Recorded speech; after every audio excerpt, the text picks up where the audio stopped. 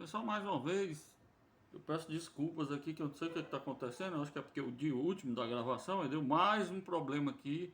O equipamento aqui apresentou problemas. Mas a gente estava no último ponto, não era, pessoal? Aqui, o estado da repartição da renda. Falamos que de 64 até 78, o poder de ajuste do Estado no Brasil era enorme. Ajustava tanto o salário mínimo como os demais salários de forma compulsória, né? A renda era repartida de forma autoritária. E por quê, né? Porque o poder de barganha dos sindicatos estava o quê? Estava muito, né, pessoal, embarreirado. Os sindicatos não tinham aquele poder reivindicatório de outrora, por exemplo, o período que vai aí de 46 até 64, né, que os sindicatos estavam bastante atuantes sim no Brasil, conquistaram várias, né, leis em favor dos trabalhadores. Mas a partir de 64 houve o golpe, né, e a grande parte aí dos líderes foram presos, alguns foram mortos, desapareceram em meio à ditadura militar, né? Os sindicatos desapareceram? Não, né? Ainda continuava o sindicato, mas o sindicato servia para quê? Para prestar assistência de saúde, né? Para prestar alguns outros serviços da categoria, né? Para homologar demissões, mas para reivindicar salários, não, estava proibido, né? A visão marginalista, em termos de salário, né? A gente já viu, mas vamos aí fazer uma recordação dessa teoria, né? Rememorar. O que eles dizem? Dizem que os salários seriam ajustados a partir da lei da oferta e da procura. Trabalho, capital e terra, né? Então, à medida que houvesse aí esse descompasso entre oferta e demanda, era aí que tinha os entrechoques que iam redundar no valor, no preço desses fatores de produção. Isso quer dizer que sempre os salários seriam baixos? Não, né? Se o salário tivesse aí bem valorizado nessa lei da oferta e da procura, ou seja, se tivesse poucos trabalhadores disponíveis, né, e uma imensa procura, os salários evidentemente aí se elevariam. Mas isso é uma teoria restrita a uma visão de mundo que não há a participação nem do Estado, nem dos sindicatos, coisa que não acontece no mundo real, né, pessoal? Portanto, a repartição da renda é definida, na realidade, nos entrechoques entre capital, empregadores, versus trabalho, empregados, na seara chamada luta de classes, que é essa disputa entre esses dois polos antagônicos de capital e trabalho, né? Chama-se luta de classe. Os salários são definidos nessa seara. Pois muito bem, o Estado brasileiro sempre atuou e atua como árbitro dessa luta de classe. Contudo, a rigor, né, aí na maior parte das vezes a serviço da burguesia para a manutenção da ordem, defender os ricos da ameaça dos pobres, como denunciou outrora, ainda no século XVIII, um grande filósofo, Adam Smith. Adam Smith dizia isso sobre o Estado. O que é o Estado? Adam Smith colocou em uma de suas obras. É uma construção para defender os ricos da ameaça dos pobres, né? Adam Smith ele oscilava, às vezes defendia, né, os trabalhadores e às vezes defendia uma visão aí mais liberal em favor do empresariado, né? A gente vê isso nas obras do autor. Pois muito bem, burguesia então é para ter esse direito de permanecer acumulando. E os trabalhadores? Os trabalhadores vão ter o direito, pelo menos, ao salário mínimo. Como a gente já falou, nem isso no Brasil atual está garantido. Mas, a rigor, né, o direito mínimo do trabalhador, né, para a sua existência seria a manutenção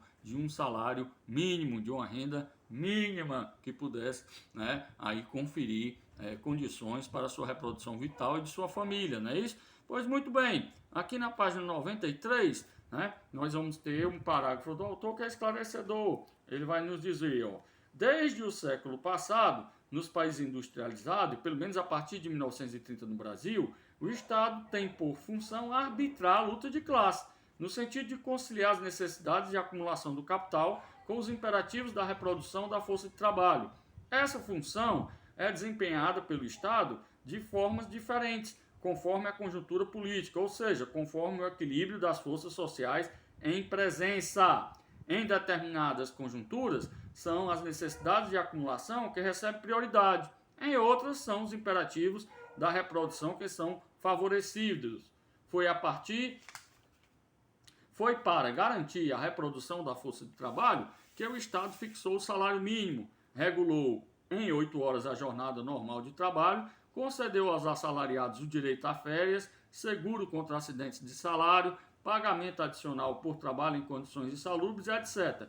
E foi para assegurar os interesses do capital que o Estado passou a limitar a autonomia dos sindicatos e a colocar entraves ao exercício do direito de greve. Perceba, né? O Estado não é só aquela visão, né, que é exclusivamente o balcão de negócios da burguesia, não é bem assim, né? O Estado ele tem a função de ser um árbitro para conferir as condições mínimas civilizatórias para que a acumulação do capital possa existir, né? Pois muito bem, ou seja, nem sempre ele vai estar exclusivamente do lado da burguesia, né? Pode até aparentar hoje em dia que seja assim, mas isso é só a conjuntura atual. Não foi sempre assim no passado, talvez não seja, né, aí no presente. Defende dessa correlação de força, né, do acúmulo de força de um lado ou de outro, do capital ou do trabalho. Pois muito bem, meus amigos, aqui a gente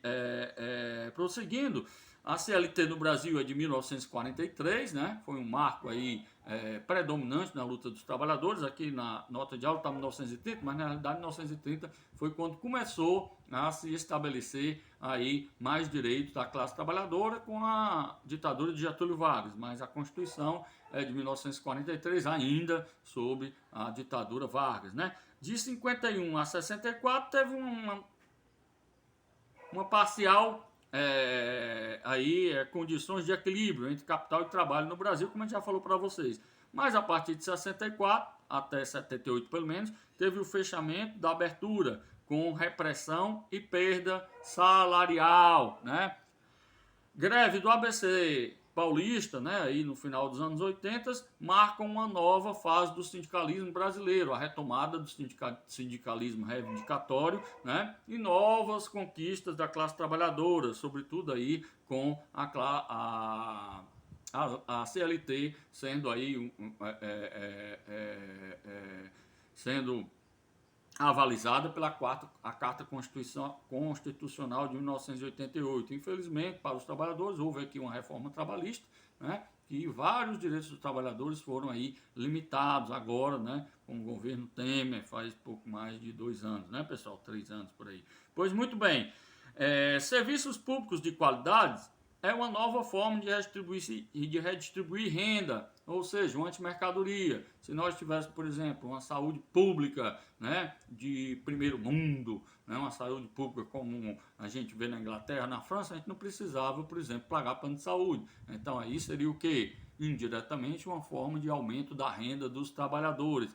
A gente citou a saúde, mas tem vários serviços, educação, saneamento, né, a água. Se isso aí fosse preços ínfimos, né, que nós pagaríamos, era uma forma aí de redistribuir renda que o Estado poderia alçar, né, para redistribuir renda para as classes aí mais subalternas. Pois muito bem, serviços públicos de qualidade é uma alternativa, sim, mas existe o outro lado da questão, né? Subsídios do Estado é outra forma de drenar recursos para o capital, né, pessoal? Ou seja, essa tão aí discutida que está, subsídio sobre as folhas de trabalho, né, sobre a folha de trabalho paga, né, os impostos pagos pela classe patronal, que agora está em voga no Congresso. Isso é uma forma de redistribuir renda para cima, né, tirar de todos para que só uma classe privilegiada, né, aí pode ter acesso a esses subsídios aí em termos de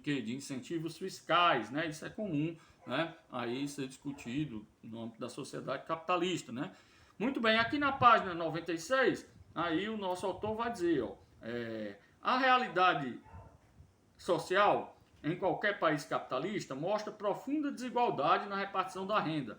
A maioria da população ganha pouco e vive pobremente, ao passo que uma minoria tem altas rendas e desfruta de todos os prazeres e luxos.